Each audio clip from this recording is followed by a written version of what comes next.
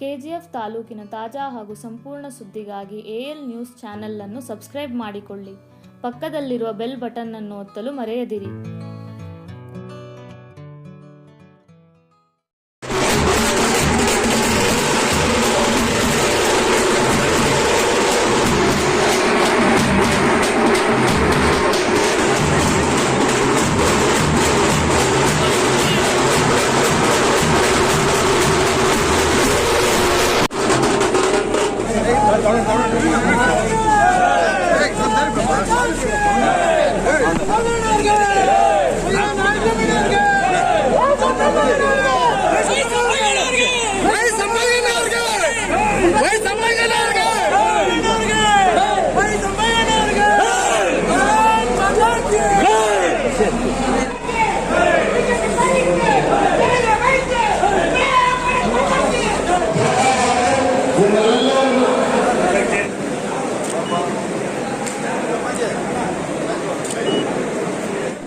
ಎಲ್ಲ ನಮ್ಮ ಕೆಜಿಎಫ್ನ ಸಂಪನ್ಮೂಲ ಮತದಾರ ದೇವರುಗಳೇ, ನಿಮ್ಮೆಲ್ಲರಿಗೂ ನನ್ನ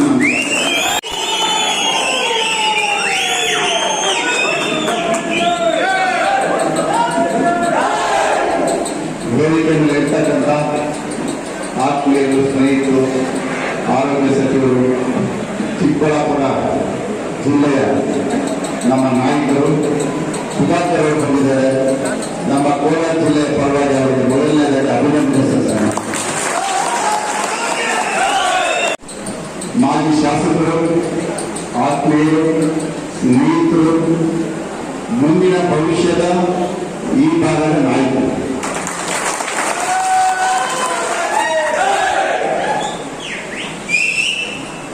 ವಿಧಾನ ಪರಿಷತ್ ಸದಸ್ಯರು, ಆತ್ಮೀಯರು, ಸ್ನೇಹಿತರು, ವೈ.ಎನ್. ನಾರಾಯಣ ಸ್ವಾಮಿ ಅವರು ಬಂದಿದ್ದಾರೆ. ಅವರು ಸಹ ಧನ್ಯವಾದಗಳು. ಸಮಯದ ಅಭಾವದಿಂದ ಎಲ್ಲರೂ ಒಳ್ಳೆಯದಾಗಲಿ.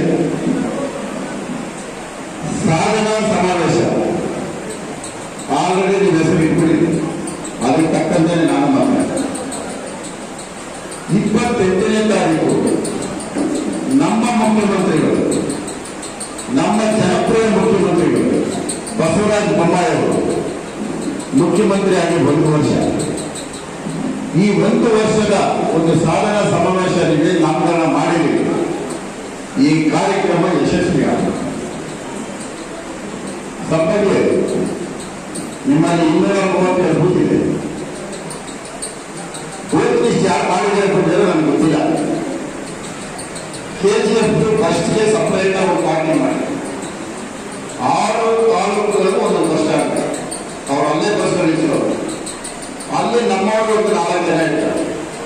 ಯಾವ್ಯಾವ ಬಸ್ಸಿಂದ ಯಾವ್ಯಾವ ಕರ್ಕೊಂಡು ಬಂದಿದ್ದಾರೆ ಆ ನೇಟ್ ಹೆಸರು, ಆ ಬಸ್ ನಂಬರ್, ಇದನ್ನೆಲ್ಲ ಅಲ್ಲಿ ಮಾನಿಟರ್ ಮಾಡಿ ಎಲ್ಲ ವಿಡಿಯೋ ಮಾಡಿ. ಒಂದು ಬಸ್ಸು ನೀವು ಯಾರು ಕೊಡ್ತೀಯ ಅವರೇ ಬೂತ್ ಲೀಡ್. ಏನು ಒಂದು ಬಸ್ಸು ನೀವು ಯಾರು ಕೊಡ್ತೀಯ ಅವರು ಬೂತ್ ಲೀಡ್. ಆ ಲೀಡನ್ನ ನಾವು ನೆಕ್ಸ್ಟ್ ಚುನಾವಣೆ ಅವ್ರ ಮಾತಾಡ್ತೀವಿ. ಗೊತ್ತಾಯ್ತಾ? ಒಳ್ಳೆಯದಾಯಿತು.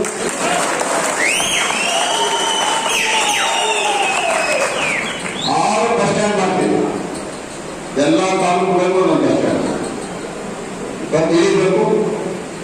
ನಮ್ಮ ಬೂತ್ ಬಸ್ಗೆ ಯಾರು ಲೆಕ್ಕ ಬರ್ಕೊಡ್ತೀವಿ, ಅವ್ರ ಹೆಸರು ಬರ್ಕೊಡ್ತೀವಿ. ಅಷ್ಟು ಜನಕ್ಕೆ ಚುನಾವಣೆಯಲ್ಲಿ ಅವರೇ ನಮಗೆ ಆ ಬುದ್ಧಿಗೆ ಇದನ್ನು ಯಾರು ಒಪ್ಕೊಳ್ತೀರೋ ಇವತ್ತು ಒಪ್ಕೋಬಹುದು. ಯಾವ ಬಸ್ಸಲ್ಲಿ ನಾನು 50 ಜನ ಕರ್ಕೊಂಡು ಬರ್ತೀನಿ ಆ ಹೆಸರನ್ನ ನೀವು ನಮ್ಮ ಮಂಡ್ಯ ಹೆಸರಿಗೆ ಕೊಡ್ತೀರಾ? ಇಷ್ಟು ಕೆಲಸ ಮಾಡ್ರಿ. ನಿಮಗೆ 23ರಲ್ಲಿ MLA ಕೊಡೋ ಕೆಲಸ ನಾವು ಮಾಡ್ತೀವಿ. ಗೊತ್ತಾಯ್ತಾ? ನೋಡ್ಕೊಳ್ಳಿ ಸಂಪಂಗಿ.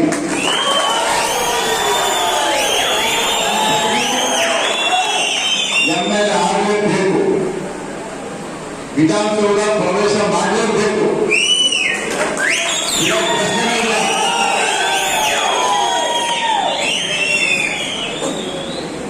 ಇದನ್ನೆಲ್ಲ ಯಾರನ್ನ ಸಂಪತ್ತಿಗೆ ತೊಂದರೆ ಕೊಡೋದಾಗಲಿ, ಏನೋ ನಾವೇನೋ ಮಾಡ್ತೀವಿ ಅನ್ನೋದಾಗಲಿ ಅವೆಲ್ಲ ಈ ಜನ್ಮದಲ್ಲಿ ಸಾಧ್ಯ.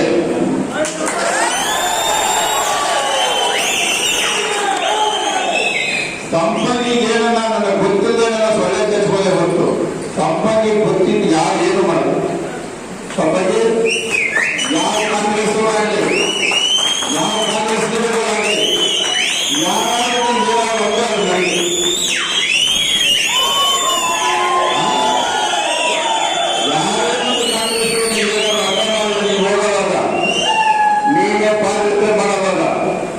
ಯಾವಾಗಲೂ ಸರಿ ರಾತ್ರಿ ಅವರು ನನ್ನ ಕರೆಯುವಂತೆ ನಿಮ್ಮಿಂದ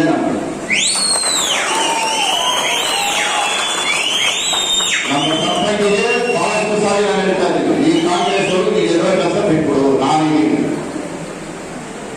ನಾವಿಬ್ಬರು ನೋಡ್ಕೊ, ಒಬ್ಬ ರೈತರು ಒಬ್ಬ ಲಕ್ಷರು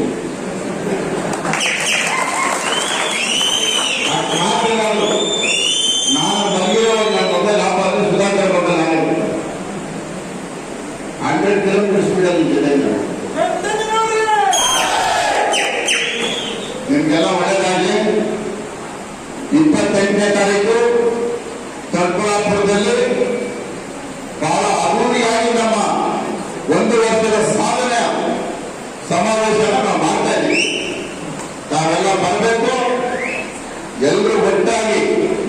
ಇವತ್ತು ನಮ್ಮ ವೇದಿಕೆ ಮೇಲೆ ಎಷ್ಟು ಜನ ಮುಖಂಡರಿದ್ದಾರೆ, ಅಷ್ಟು ಜನನು ಕೆಜಿಎಫ್ ಗೆಲ್ಲೋದಕ್ಕೆ ಕನ್ನಡ ಚಿತ್ರರಂಗದ ಕೆಜಿಎಫ್ ಇಡೀ ಪ್ರಪಂಚಾದ್ಯಂತ ಗೆದ್ದಿದೆ. ಆದರೆ ಈ ಕೆಜಿಎಫ್ ಹೀರೋ ಇಲ್ಲೇ ಇದ್ದಾರೆ.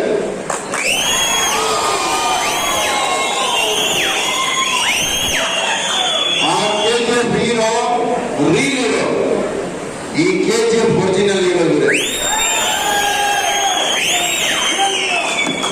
ಎಲ್ಲರೂ ಜೊತೆಯಲ್ಲಿ ಕೆಲಸ ಮಾಡಿ, ನಿಮ್ಮ ಕೆಲಸ ಮಾಡೋದು ನಮಗೆ ಕೊಡಿ. ಎಲ್ಲರೂ ಒಳ್ಳೆಯದಾಗಲಿ. ಈಗ ಬಹಳಷ್ಟು ಕಾರ್ಯಕ್ರಮ ಇದೆ. ಬಿಜೆಪಿ ಕಮಲದ ಚಿಹ್ನೆ ಈ ಬಾರಿ ಕೆಜಿಎಫ್. ಈ ಕಾರ್ಯಕ್ರಮದ ಕೇಂದ್ರವಿದ್ದು ನನ್ನ ಆತ್ಮೀಯರು, ಜನಪ್ರಿಯ ಮಾಜಿ ಶಾಸಕರು ನಮ್ಮ ಸಂಪಂಗಿಯವರೇ, ಸಹೋದರರೇ, ಮಾಧ್ಯಮಗಳೇ, ನಮ್ಮ ಜಿಲ್ಲಾ ಉಸ್ತುವಾರಿ ಸಚಿವರು ಬಹಳ ಸರಳವಾಗಿ ಸ್ಪಷ್ಟತೆಯಿಂದ ನೇರವಾಗಿ ಹೇಳಿದ್ದಾರೆ. ನನಗೆ ಅದ್ರ ಜೊತೆಗೆ ಸೇರಿಸುವಂಥದ್ದು ಏನಿಲ್ಲ. ಅವರು 2 ಕೆಲಸ ಮಾಡಿದ್ದಾರೆ. ಒಂದು 28ನೇ ತಾರೀಕು ನಿಮ್ಮೆಲ್ಲರಿಗೂ ಕೂಡ ಆಹ್ವಾನವನ್ನು ಕೊಟ್ಟು ತಮ್ಮ ಮೂಲಕ ಈ ಕ್ಷೇತ್ರದ ಪ್ರತಿಯೊಬ್ಬ ಬಿಜೆಪಿ ಕಾರ್ಯಕರ್ತರು ಬರಬೇಕು. ಕಳೆದ 3 ವರ್ಷಗಳಿಂದ ಬಿಜೆಪಿಯ ಸರ್ಕಾರದ ಆಡಳಿತ ಮತ್ತು ಸರ್ಕಾರದ ವತಿಯಿಂದ ಯಾರಿಗೆಲ್ಲ ಪ್ರಯೋಜನ ಆಗಿದೆ, ಲಕ್ಷಾಂತರ ಜನರಿಗೆ ಪ್ರಯೋಜನ ಆಗಿದೆ ಅಂತ ಫಲಾನುಭವಿಗಳನ್ನ ಕೂಡ ಈ 28ನೇ ತಾರೀಕು ನಡೆಯುವಂತಹ ಸಮಾರಂಭಕ್ಕೆ ನೀವು ಅವರನ್ನ ಕರ್ಕೊಂಡು ಬರಬೇಕು ಅನ್ನುವಂಥ ವಿಚಾರವನ್ನು ಹೇಳಿದ್ದಾರೆ. ಅದು ಒಂದು ಕಡೆ.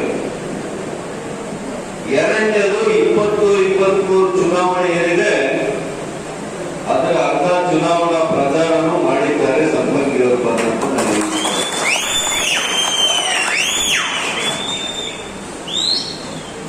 ಇವತ್ತು ಸ್ನೇಹಿತರೆ, ನಮ್ಮ ಸರ್ಕಾರ ಬಂದು 3 ವರ್ಷ ಆಗುತ್ತೆ. 28ನೇ ತಾರೀಕು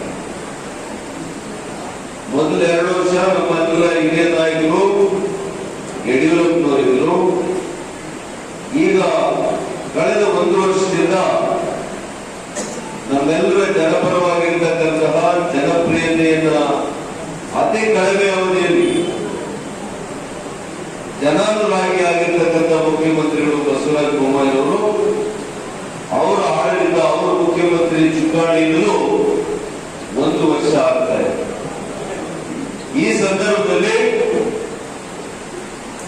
ಶಕ್ತಿ ಪ್ರದರ್ಶನ ಅಂತ ಹೇಳಿಕೋಲ್ಲ, ಆದರೆ ಈ ಸರ್ಕಾರದಿಂದ ಎಷ್ಟು ಜನ ಪ್ರಯೋಜನ ಪಡ್ಕೊಂಡಿದ್ದಾರೆ, ಫಲಾನುಭವಿಗಳ ಸರ್ಕಾರಕ್ಕೆ ಅಭಿನಂದನೆ ಸಲ್ಲಿಸುವಂಥದ್ದು, ಸರ್ಕಾರ ಜನರಿಗೆ ಇವತ್ತು ಕೃತಜ್ಞತೆ ಸಲ್ಲಿಸುವಂತ ಸಮಾವೇಶ ಇದಾಗ್ತದೆ. ಸರ್ಕಾರ ಜನರ ಒಂದು ಸಂಗಮ ಇದೆ. ಅಂತ ಸಂಗಮದಲ್ಲಿ ಕೆಜಿಎಫ್ ಕ್ಷೇತ್ರದಿಂದ ಕನಿಷ್ಠ 10,000 ಜನರು ಬರಬೇಕು ಅಂತ ಹೇಳಿ ನಾನು ಮನವಿಯನ್ನು ಮಾಡ್ತೇನೆ. ಅದರ ನಾಯಕತ್ವವನ್ನು ತಾವೆಲ್ಲ ಕೂಡ ನಮ್ಮ ಮಾಜಿ ಶಾಸಕರ ಆದಿಯಾಗಿ ನಮ್ಮ ಮಂಡಲದ ಅಧ್ಯಕ್ಷರುಗಳು, ಎಲ್ಲ ಮುಂಚೂಣಿ ಘಟಕದ ಸದಸ್ಯರುಗಳು ನೀವು ಕ್ರಿಯಾಶೀಲತೆಯಿಂದ ತಂಡವಾಗಿ ಕೆಲಸ ಮಾಡಬೇಕು ಅಂತ ನನ್ನ ಮನವಿ. ಕೆಜಿಎಫ್ ನಲ್ಲಿ ಒಂದು ತಂಡವಾಗಿ ನೀವು ಕಾರ್ಯವನ್ನ ನಿರ್ವಹಿಸಿದ್ರೆ 100-120-23ರಲ್ಲಿ ಬಿಜೆಪಿಯ ಶಾಸಕರಾಗಿ ಇಲ್ಲಿರ್ತಾರೆ. ಅದನ್ನು ಹಾಗಾಗಿ ನಾನು ಮತ್ತೆ ಅದನ್ನೇ ಮನವಿ ಮಾಡ್ತೇನೆ. ಈ ಕ್ಷೇತ್ರದಲ್ಲಿ ನಮ್ಮ ಬಿಜೆಪಿಯ ಒಟ್ಟು ಘಟಕ ಒಂದೇ ಆಗಿರಬೇಕು. ಅದಕ್ಕೆ ಬೇಕಾದಂತಹ ಎಲ್ಲ ರೀತಿಯ ಸಹಕಾರ ನಮ್ಮ ಜಿಲ್ಲಾ ಉಸ್ತುವಾರಿ ಸಚಿವರಿದ್ದಾರೆ, ಮಾನ್ಯ ವೈ.ಎನ್. ನಾರಾಯಣಸ್ವಾಮಿ ಅವರಿದ್ದಾರೆ, ಪ್ರಧಾನಿಯಂತೂ ಪ್ರತಿನಿತ್ಯವೂ ಕೂಡ ನಿಮ್ಮ ಜೊತೆ ಎಲ್ಲ ವಿಷಯಗಳನ್ನ ವಿನಿಮಯ ಮಾಡಿಕೊಳ್ತಾ ಇರ್ತಾರೆ. ಇವತ್ತು ಮಹಿಳೆಯರು ಹೆಚ್ಚಾಗಿ ಬಂದಿದೆ. ಯಾಕೆ ಮಹಿಳೆಯರು ಬರಬೇಕು ಈ ಸಂಘಕ್ಕೆ? ಇವತ್ತು ಸ್ತ್ರೀ ಶಕ್ತಿ ಸಂಘಗಳಿಗೆ 1 ಲಕ್ಷ ರೂಪಾಯಿಯಿಂದ ನಮ್ಮ ಸರ್ಕಾರ ಕೊಡ್ತಾ ಇದೆ. ಕೇವಲ 1 ಲಕ್ಷ ರೂಪಾಯಿ ಕೊಡೋದಲ್ಲ ಒಂದು ಸಂಘಕ್ಕೆ, ಒಂದು ಆಂಕರ್ ಬ್ಯಾಂಕ್ ಅನ್ನ ಇವತ್ತು ನಿಮಗೆ ಜೋಡಿಸುವಂತ ಕೆಲಸ ಮಾಡ್ತಾ ಇದ್ದೇವೆ. ಆ ಆಂಕರ್ ಬ್ಯಾಂಕ್ ಏನ್ ಮಾಡುತ್ತೆ, ನೀವು ತೊಡಗಿಸ್ಕೊಂಡಿರ್ತಕ್ಕಂಥ ಕಸುಬು ಉಪಕಸಬು ಏನಿದೆ, ಮಾರ್ಗದರ್ಶನ ಮತ್ತು ನಿಮಗೆ ಬೇಕಾದಂತಹ ಟ್ರೈನಿಂಗ್ ಅದು ಕೂಡ ಆಗುತ್ತೆ. ಕಾರ್ಯಾಗಾರವನ್ನು ಏರ್ಪಡಿಸ್ತಾರೆ. ನೀವು ಕೊನೆಗೆ ಏನ್ ಪದಾರ್ಥವನ್ನು ನೀವು ಹೊರಗಡೆ ತರ್ತೀರಿ ಅದನ್ನು ಮಾರುಕಟ್ಟೆ ಕಳಿಸಬೇಕು ಅಂತೇಳಿ ಮಾರ್ಕೆಟ್ ಆಕ್ಸೆಸ್ ಅನ್ನು ಕೂಡ ಕೊಡುವಂಥದ್ದು. ಒಟ್ಟಾರೆಯಾಗಿ ಒಂದು ಸ್ತ್ರೀ ಶಕ್ತಿ ಮತ್ತು ಮಹಿಳೆ ಈ ರಾಜ್ಯದಲ್ಲಿ ಯಾವ ರೀತಿ ಆರ್ಥಿಕ ಸಬಲತೆಯನ್ನ ಆಗಬೇಕು ಅನ್ನುವಂಥ ನಿಟ್ಟಿನಲ್ಲಿ ಈ ಕಾರ್ಯಕ್ರಮವನ್ನು ಮಾನ್ಯ ಮುಖ್ಯಮಂತ್ರಿಗಳು ರೂಪಿಸಿದ್ದಾರೆ. ಅದಕ್ಕೆ ಮಹಿಳೆಯರು ಹೆಚ್ಚಾಗಿ ಬರಬೇಕು, ಯುವಕರು ಕೂಡ ಹೆಚ್ಚಾಗಿ ಬರಬೇಕು, ವಿದ್ಯಾರ್ಥಿಗಳು ಹೆಚ್ಚಾಗಿ ಬರಬೇಕು. ಮೊಟ್ಟ ಮೊದಲನೇ ಬಾರಿಗೆ ರೈತರ ಮಕ್ಕಳಿಗೆ ವಿದ್ಯಾನಿಧಿಯನ್ನು, ಉನ್ನತ ಶಿಕ್ಷಣಕ್ಕೆ ವಿದ್ಯಾನಿಧಿಯನ್ನ ಇಡೀ ದೇಶದಲ್ಲಿ ಮೊಟ್ಟ ಮೊದಲನೇ ಬಾರಿಗೆ ನಮ್ಮ ರಾಜ್ಯದಲ್ಲಿ ಮಾನ್ಯ ಮುಖ್ಯಮಂತ್ರಿಗಳಾದಂತಹ ಬಸವರಾಜ ಬೊಮ್ಮಾಯಿ ಅವರು ಈ ಯೋಜನೆಯನ್ನು ತಂದಿದ್ದಾರೆ. ಇದರ ಪ್ರಯೋಜನ ಪಡೆಯುವಂತದ್ದು ರಾಜ್ಯದಲ್ಲಿ 10 ಲಕ್ಷ ವಿದ್ಯಾರ್ಥಿಗಳು ರೈತರ ಮಕ್ಕಳು. ಅದಕ್ಕೋಸ್ಕರ ವಿದ್ಯಾರ್ಥಿಗಳು ಬರಬೇಕು. ಒಂದು ಈ ಸರ್ಕಾರದ ಜೊತೆ ನಾವಿದ್ದೇವೆ. ಸರ್ಕಾರ ಮಾಡಿದಂತಹ ಈ ಒಂದು ಉಪಕಾರ, ಈ ಒಂದು ಸಹಕಾರ, ಅದಕ್ಕೆ ಅಭಿನಂದನೆಯನ್ನು ಸಲ್ಲಿಸಬೇಕು. ನೀವೆಲ್ಲ ಕೂಡ ಭಾಗಿದಾರರಾಗಬೇಕು. ಪ್ರಧಾನಮಂತ್ರಿ ಹೇಳ್ತಾರೆ, ಒಂದು ಸರ್ಕಾರ, ಜನರು ನಮ್ಮ ಮಧ್ಯೆ ಸಹಭಾಗಿತ್ವ ಇರಬೇಕು. ನಾವು ಯಾವುದೇ ಯೋಜನೆ ಮಾಡಲಿ ಒಂದು ಸಹಭಾಗಿತ್ವದಲ್ಲಿ ಮಾಡಬೇಕು ಅಂತ ಹೇಳಿ ಪ್ರಧಾನಮಂತ್ರಿಗಳು ಹೇಳ್ತಾರೆ. ಅದೇ ನಿಟ್ಟಿನಲ್ಲಿ ರೈತರ ಸಮ್ಮಾನ್ ನಿಧಿ ನಿಮಗೆಲ್ಲ ಕೂಡ ಬಂದಿದೆ. ಸಮ್ಮಾನ್ ಯೋಜನೆ ಪ್ರತಿ ರೈತರಿಗೆ ಒಂದು ವರ್ಷದಲ್ಲಿ 10,000 ರೂಪಾಯಿಯ ವೇತನ ಕೊಟ್ಟಂಗೆ ನಿಮ್ಮ ಅಕೌಂಟ್ಗೆ ಬಂದು ನೇರವಾಗಿ ಬೀಳ್ತಾರೆ. ಇದು ಕೂಡ ಬಹಳ ಮುಖ್ಯವಾಗಿರ್ತಕ್ಕಂಥ ಯೋಜನೆ. ನಾನು 3-4 ಮಾತ್ರ ಹೇಳ್ತಾ ಇದ್ದೆ. ಇಂಥದ್ದು 100 ಯೋಜನೆಗಳನ್ನ ಈಗಾಗಲೇ ಮಾನ್ಯ ಪ್ರಧಾನಮಂತ್ರಿಗಳು ಕೇಂದ್ರದಲ್ಲಿ, ನಮ್ಮ ಸರ್ಕಾರ ರಾಜ್ಯದಲ್ಲಿ ಮಾಡಿದೆ. ಇದು 3 ವರ್ಷಗಳು ಕಳೀತಾ ಇದೆ. 1 ವರ್ಷ ಮಾನ್ಯ ಬೊಮ್ಮಾಯಿ ಅವರ ಸರ್ಕಾರ ಆಡಳಿತ ಆಗ್ತಾ ಇದೆ ಮತ್ತು ಮುಂದಿನ ವರ್ಷ ಚುನಾವಣೆ ಇದೆ. ಇದಕ್ಕೆ ತಯಾರಿ ಕೂಡ ನಮ್ಮ ಕಾರ್ಯಕರ್ತರು ತಯಾರಿಯನ್ನು ಕೂಡ ಮಾಡ್ಕೋಬೇಕಾಗ್ತದೆ. ಈ ಕಾರ್ಯಕ್ರಮ ಒಂದು ಕಡೆ ಅಭಿನಂದನೆ ಸಲ್ಲಿಸುವಂಥದ್ದು, ಇನ್ನೊಂದು ಕಡೆ ಮುಂದಿನ ವರ್ಷಕ್ಕೆ ನಮ್ಮ ಚುನಾವಣೆಗೆ ತಯಾರು ಮಾಡುವಂತಹ ಕಾರ್ಯಕ್ರಮ, ನಮ್ಮ ಕಾರ್ಯಕರ್ತರಲ್ಲಿ ಹುಮ್ಮಸ್ಸನ್ನ ತುಂಬುವ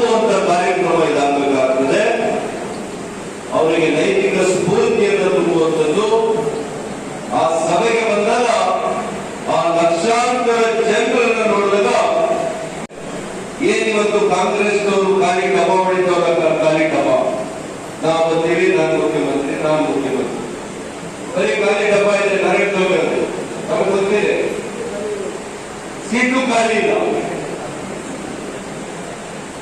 ಹಾಗಾಗಿ ಇಬ್ರು ಬೆಂಗಳೂರಿನಲ್ಲೇ ಪ್ಲಾನ್ ಮಾಡ್ತಾವ್ರೆ, ನಾನಾಗ್ಬೇಕು ನಾನಾಗ್ಬೇಕು. ಅವ್ರು ಗೊತ್ತಿಲ್ಲ, ಡೆಲ್ಲಿಯಲ್ಲಿ ಇನ್ನೊಬ್ರು ಕೂತ್ಕೊಂಡವ್ರೆ, ನಾನು ಆಗ್ಬಿಟ್ಟಿದ್ದೀನಿ. ನಾನು ಖಂಡಿತ ಹೇಳ್ತೀನಿ, ಅವ್ರ ಭಾಷೆನೇ, ನನ್ನ ಭಾಷೆ ಎಲ್ಲ ಇದು. ಆದ್ರಿಂದ ನಾನು ಹೇಳ್ದಂಗೆ ಹೇಳ್ತಾರೆ, ಅವ್ರು ಹೇಳ್ತಾ ಇದ್ದೀನಿ. ಅವ್ರ ಅಪರಾಧಕ್ಕೂ 90 ಸೀಟ್ ದಾಖಲ ಕಾಂಗ್ರೆಸ್ ಮ್ಯಾಕ್ಸಿಮಮ್. ನನ್ನ ಪ್ರಕಾರ ಈಗ 65ರಿಂದ 70ರಲ್ಲಿ ಇರೋದು.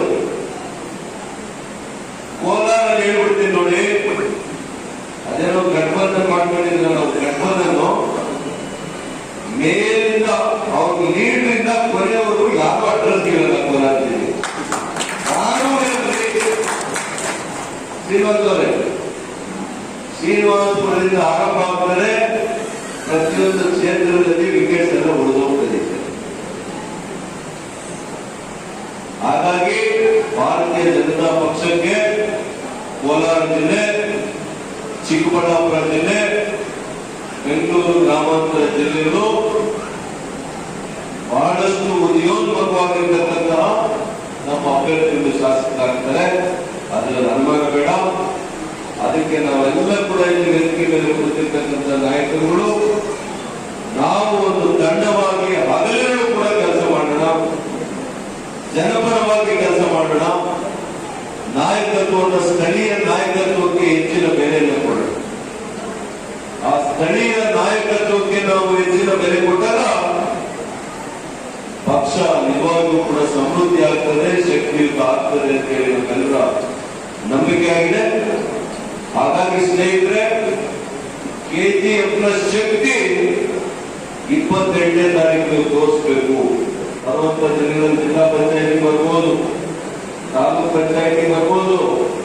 ಬಹಳ ಕನಸುಗಳನ್ನು ಇಟ್ಕೊಂಡಿರ್ತೀರಿ ನೀವೆಲ್ಲ. ಅದೇ ನಾನು ತಾಲೂಕು ಪಂಚಾಯತಿಗೆ ಆಗ್ಬೇಕು, ನಾನು ಜಿಲ್ಲಾ ಪಂಚಾಯತಿ ಮೆಂಬರ್ ಆಗ್ಬೇಕು. ಮಾನದಂಡ ಏನಿದೆ, ನಿಮ್ಮ ಶಕ್ತಿಯನ್ನು ತೋರಿಸಬೇಕು ಸಮಾಜ. 28ನೇ ತಾರೀಕು KGF ನಿಂದ ಏನ್ KGF ಸಿನಿಮಾ ರೆಕಾರ್ಡ್ ಮಾಡಿದ್ದು, ಈ ಒಂದು ಸಭೆಯಲ್ಲಿ KGF ಜನತೆ ರೆಕಾರ್ಡ್ ಮಾಡ್ತಾರೆ. ಮಾಡ್ತೀರಾ? ಎಲ್ಲ ಮಾಡ್ತೀರಿ ಅನ್ನೋ ನಂಬಿಕೆ ಇಟ್ಕೊಂಡಿದ್ದೇವೆ. ಮತ್ತೆ ನಿಮ್ಗೆಲ್ಲ ಕೂಡ ಶುಭ ಹಾರೈಸಿ ಭಾರತೀಯ ಜನತಾ ಪಕ್ಷವನ್ನು ಅತ್ಯಂತ ಗಟ್ಟಿಯಾಗಿ KGF ನಡೆಯಬೇಕು ಅಂತ ಹೇಳಿ ಕರೆಯನ್ನು ಕೊಟ್ಟು ನನ್ನ ಮಾತನ್ನು ಮುಗಿಸ್ತೀನಿ. ನಮಸ್ಕಾರ.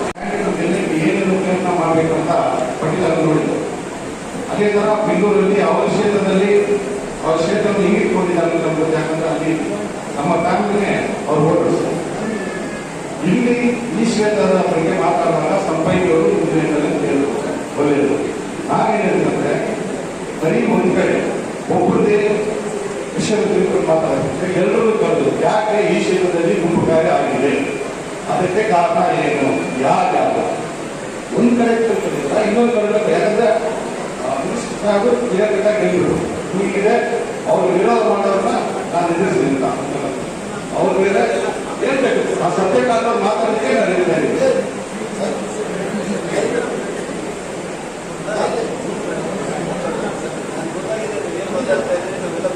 ನಾನೇನೋ ತಪ್ಪಾಗಿ ಮಾತಾಡಿದ್ರೆ ಶ್ರಮಿಸಿ, ನಮ್ಮ ಮನಸ್ಸಲ್ಲಿ ಹೇಳ್ಬೇಕು ಅಂತ ಹೇಳಿ. ಇನ್ನೊಂದು ಮಂಡಲಾಧ್ಯಕ್ಷ ಏನಾದ್ರು ನಾವು ಬೈಕ್ ಇಟ್ಟಿದೆ, ಅವ್ರು ಬಂದ್ಕೊಳ್ತೀವಿ. ನಾನು ಹೇಳಿದ್ರು ಕಾಂಗ್ರೆಸ್ ಹೋಗಿ, ನೀನು ಕಾಂಗ್ರೆಸ್ ಹೇಳು, ಮತ್ತೆ ಒಬ್ಬ ಕಾಂಗ್ರೆಸ್ ಆಗಿ ಮಾತಾಡ್ತಾರೆ.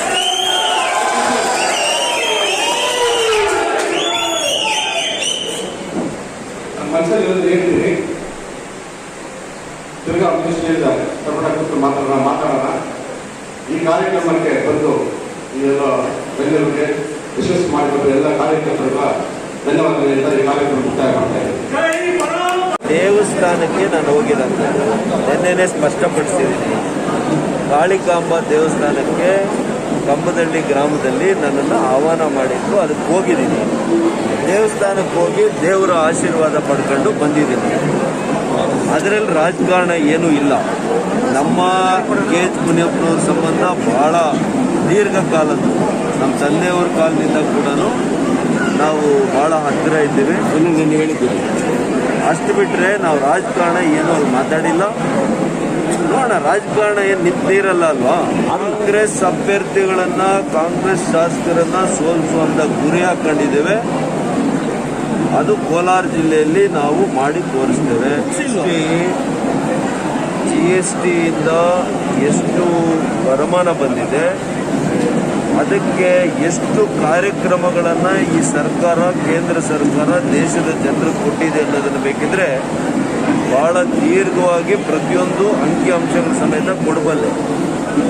ಆದರೆ ಮೂಲಭೂತವಾಗಿ ಪ್ರಶ್ನೆ ನಾನು ಕೇಳುವಂಥದ್ದು, GSTಯನ್ನು ಈ ದೇಶದಲ್ಲಿ ಪರಿಚಯ ಮಾಡಬೇಕು ಅಂತ ಮಾಡಿದವರು ಯಾರು? ಯಾರು ಮಾಡಿದ್ದು? ಯಾವ ಸರ್ಕಾರ? ಯಾರು ಪ್ರಧಾನಮಂತ್ರಿಗಳು? ಇಲ್ಲ, ನಾನು ಒರಿಜಿನಲ್ ಅವರ ಒಂದು ಪ್ರಪೋಸಲ್ಲು ನಮಗೆ ಗೊತ್ತಿದೆ, ಇವತ್ತು ನಾವು ಮಾಡಿರುವಂಥದ್ದು ಗೊತ್ತಿದೆ. ಇದು ಪ್ರತಿ ತಿಂಗಳು ಕೂಡ ಕಮಿಟಿ ಸೇರುತ್ತೆ, ಯಾವುದೆಲ್ಲ ಕೂಡ ಅದನ್ನು ತುಲನೆ ಮಾಡ್ತಾರೆ. ಹೆಚ್ಚಾಗಿರುವಂಥದ್ದನ್ನು ಕಡಿಮೆ ಮಾಡಿರುವಂಥ ಅನೇಕ ಪ್ರಕರಣಗಳನ್ನು ತಾವು ನೋಡಿದ್ದೀರಿ ಹಿಂದೆ. ಈಗ ಕೂಡ ಮತ್ತೆ ಅವರು ಅದನ್ನು ಅವಲೋಕಿಸ್ತಾರೆ. ಖಂಡಿತವಾಗಿಯೂ ಕೂಡ ರೈತರಿಗೆ ವಿರೋಧಿಯಾಗಿದ್ದರೆ, ಜನಸಾಮಾನ್ಯರಿಗೆ ತುಟ್ಟಿ ಅಂತ ಅನಿಸಿದ್ರೆ ಸರ್ಕಾರ ಖಂಡಿತವಾಗಿಯೂ ಕೂಡ ಅದನ್ನು ಪುನರ್ ಪರಿಶೀಲನೆ ಮಾಡುತ್ತೆ, ಖಂಡಿತ ಮಾಡುತ್ತೆ. GST is a new form of tax. ಹಾಗಾಗಿ ಲಾಸ್ಟ್ 2 years, ಕಳೆದ 2 ವರ್ಷಗಳಲ್ಲಿ ಅನೇಕ ಅನುಭವಗಳು ಆಗಿದ್ದಾವೆ. ಒಳ್ಳೆಯ ಅನುಭವಗಳು ಆಗಿದ್ದಾವೆ, ಕೆಲವು ಕಹಿ ಅನುಭವಗಳಾಗಿದ್ದಾವೆ. ಎಲ್ಲಿ ಕಹಿ ಅನಿಸಿದಾಗ ತಕ್ಷಣ ಅದನ್ನು ಹಿಂಪಡೆದಿರುವಂಥದ್ದು ಉದಾಹರಣೆಗಳು ನಿಮ್ಮ ಮುಂದೆನೇ ಇದೆ. ಹಾಗಾಗಿ ದಿಸ್ ನಾಟ್ ಅಲ್ಟಿಮೇಟ್. ಈಗೇನು ಮಾಡಿದ್ದಾರೆ ಅದೇ ಅಂತಿಮ ಅಂತಲ್ಲ, ಖಂಡಿತವಾಗಿಯೂ ಅದನ್ನು ಪುನರ್ ಪರಿಶೀಲನೆ ಮಾಡ್ತಾರೆ ಅಂತ ನನಗೂ ಕಡಿಮೆ ಮಾಡಿ. ಮತ್ತು ನಮ್ಮ ರಾಜ್ಯ ಸರ್ಕಾರ ತಾವು ನೋಡಿದ್ದೀರಿ, ಇವತ್ತು ಹಾಲ್ದಾಗಲಿ, ಕರ್ಡ್ಗಾಗಲಿ, ಮೊಸರಿಗಾಗಲಿ ಕಡಿಮೆ ಮಾಡಿದ್ದೀವಿ. ಜನರಿಗೆ ಹೊರೆ ಆಗ್ತಿದ್ದಂಗೆ ನೋಡ್ಕೊಂಡಿದ್ದೀವಿ. ನೋಡಿ ಇವರೇ,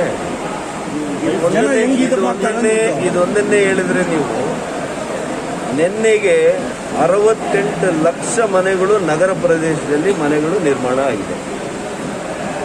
ಪ್ರಧಾನಮಂತ್ರಿಗಳ ಆವಾಸ್ ಯೋಜನೆ 3 ದಿನ ಹಿಂದೆ 200 ಕೋಟಿ ಲಸಿಕೆ ಡೋಸ್ಗಳನ್ನು ಕಂಪ್ಲೀಟ್ ಮಾಡಿರ್ತಕ್ಕಂತಹ ಅತಿ ದೊಡ್ಡ ದೇಶ ಭಾರತ ಆಗಿದೆ.